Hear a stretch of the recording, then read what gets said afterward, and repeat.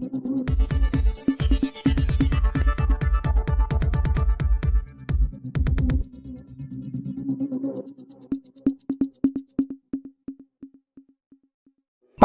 આવેલ અન્નપૂર્ણા આરોગ્ય ધામ દ્વારા નેત્રમણી કેમ્પ યોજાયો।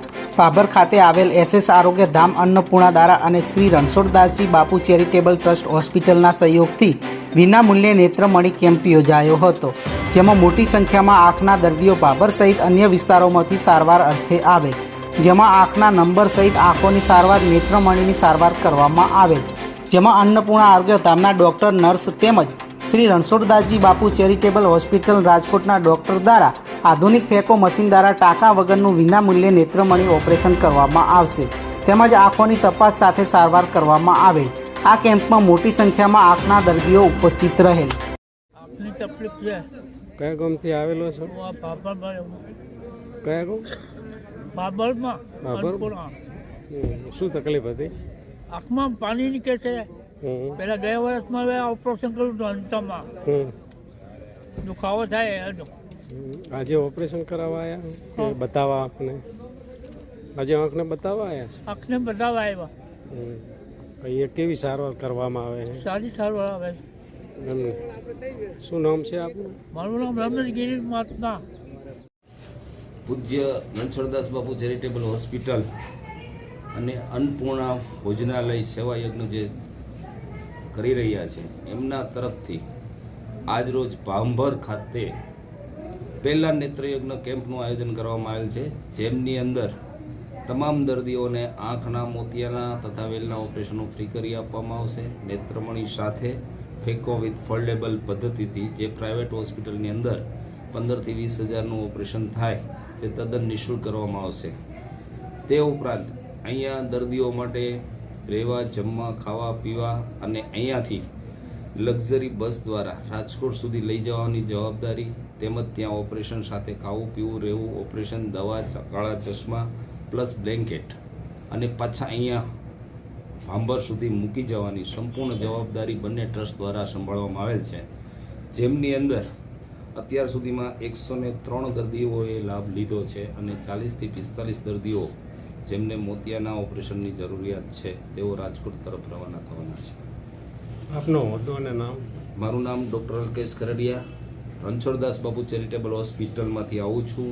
રણછોડદાસ બાપુ ચેરિટેબલ હોસ્પિટલ 1946થી આંખના અલગ અલગ નેત્રયજ્ઞ દ્વારા અલગ અલગ સ્થળેથી મોતિયાના દર્દીઓને લઈ રાજકોટ લઈ આવી ઓપરેશન કરવાના, પાછા તેમને જે તે ગામમાં છોડવાના તમામ સુવિધાઓ નિઃશુલ્ક કરવામાં કરી રહી છે।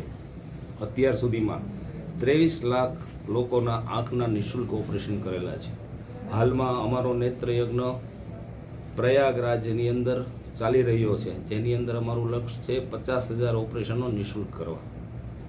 રણછોડદાસ બાપુનું એક જ સૂત્ર છે જે અમારા ટ્રસ્ટી શ્રી મેનેજિંગ ટ્રસ્ટી એવા શ્રી પ્રવીણભાઈ વસાણીએ એમના હૃદયની અંદર સ્થાપન કરેલું છે કે મુझे ભૂલ જાના પર નેત્રયજ્ઞ કો નહીં ભૂલના। એ સૂત્રને સત્ય સાબિત કરી રહ્યા છે।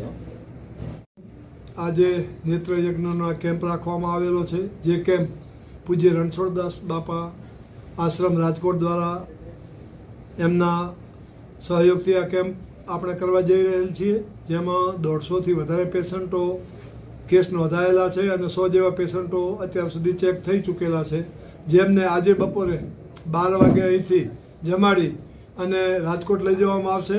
ત્યાં તેમનું આવતીકાલે ઓપરેશન અને બીજું જે કંઈ હશે એ દવા બીજી કરી અને પરમ દિવસે વહેલા તેમને ત્યાંથી અહીં ભાભર મુકામે પાછા રિટર્ન મૂકવામાં આવશે। આવતા મહિનામાં પણ નેક્સ્ટ કેમ્પ રાખવાનો આવશે, જેની તારીખ હવે આજે અમે ચર્ચા કરી અને નક્કી કરશું। તે પ્રમાણે દર મહિને લગભગ પૂજ્ય રણછોડદાસ બાપાનું જે આશ્રમ છે તેમના દ્વારા દર મહિને કેમ્પ કરવો અને જો પેશન્ટો મળે તો મહિનામાં 2 પણ કેમ્પ કરશું, એવી અમારી પણ તૈયારી છે અને એમની પણ તૈયારી છે। અને આ કેમ્પ સફળ બનાવવા માટે હારીજથી રાજુભાઈ અને ગોવિંદભાઈ પણ અત્રે ઉપસ્થિત છે, એમને પણ અમે આભાર માનીએ છીએ અને એ પણ હારીજની અંદર આ સેવા ઘણા સમયથી આપી રહેલ છે।